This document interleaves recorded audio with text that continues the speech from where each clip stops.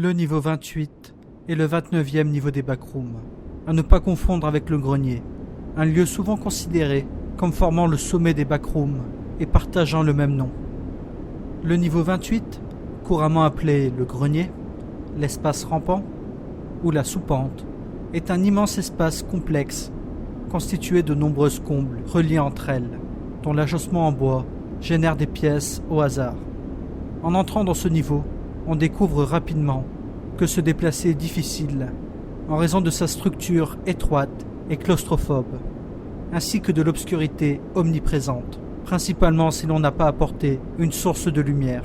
Il est donc fortement recommandé d'emporter une lampe torche ou tout autre moyen d'éclairage, bien que des ampoules suspendues au plafond par de fins câbles soient parfois présentes, elles sont constamment endommagées ou hors service.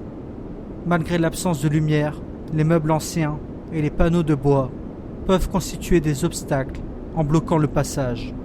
La configuration du niveau 28 est fragile et exiguë, laissant peu de place pour se tenir debout, obligeant à se baisser ou à ramper lors des explorations. L'agencement peut devenir étrange et perdre sa fonction de grenier. Par exemple, certaines zones s'étendent sur de vastes régions avec des visuels semblables au niveau 27.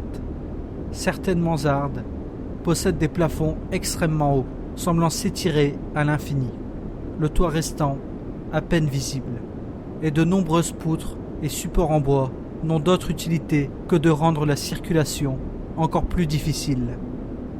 Le seul trait distinctif commun à toutes les pièces est leur texture boisée, identique au premier coup d'œil. Ainsi, de nombreux vagabonds ont rapporté avoir eu l'impression de tourner en rond dans un labyrinthe de bois.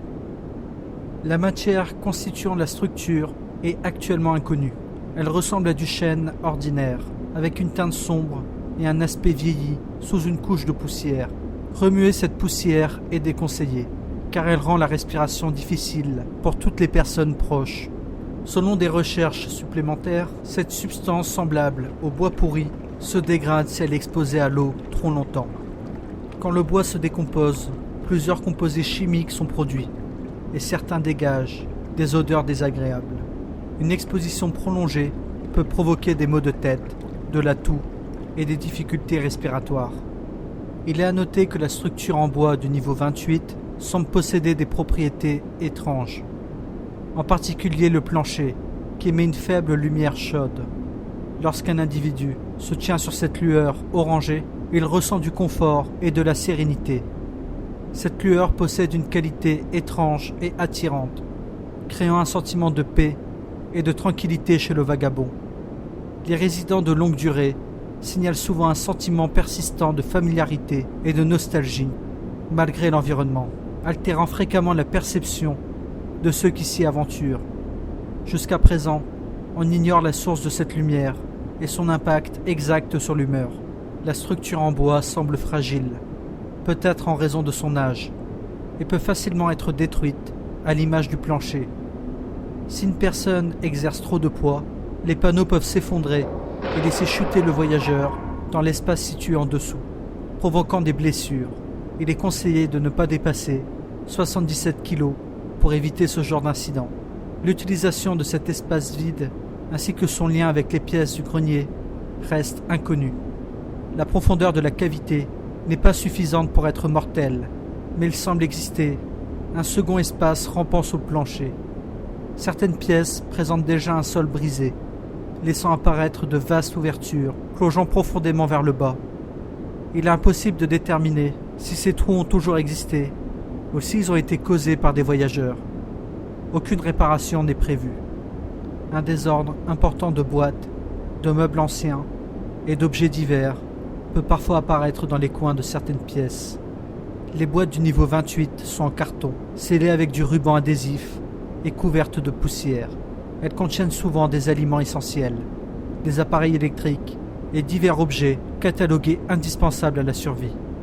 Des toiles d'araignées peuvent être observées sur les murs, bien qu'aucune ne semble être produite par des araignées ou d'autres créatures vivantes. De l'eau d'amande peut s'infiltrer et goutter depuis le plafond, apparaissant de nulle part. Cette fuite peut durer indéfiniment et former de grandes flaques. Cela soulève la question de l'existence potentielle d'une source d'eau d'amande au-dessus du toit. Plusieurs voyageurs affirment entendre un faible bruit de pluie en tendant l'oreille, bien qu'il s'agisse probablement d'un faux son généré par les propriétés anormales du niveau. Le niveau 28 est presque complètement dépourvu de vie, à l'exception des Deathmoths qui peuvent voler autour des sources lumineuses du niveau. En raison de la faible probabilité pour les voyageurs de se rencontrer au niveau 28, sauf s'ils y rentrent ensemble, aucune colonie ou avant-poste n'a pu être répertoriée. L'environnement exigu et inconfortable rend difficile l'établissement d'une base. Cependant, on peut trouver des pièces montrant des signes d'occupation passée, comme des matelas ou des objets accumulés. On peut trouver des trous dans certaines parois étroites du niveau 1. En rampant à travers ces ouvertures, on peut accéder au niveau 28. L'entrée disparaîtra ensuite derrière vous. Des rumeurs affirment que ces ouvertures peuvent également apparaître dans le niveau 4 et le niveau 8, mais rien n'a encore été confirmé. Une trappe peut parfois apparaître au plafond du niveau 27. Grimper à travers mène au niveau 28. Bien que cette entrée soit rare, les voyageurs peuvent nous clipper par inadvertance vers le niveau 19, le niveau 26, le niveau 29, le niveau 93 ou le niveau 170 en tombant à travers le plancher.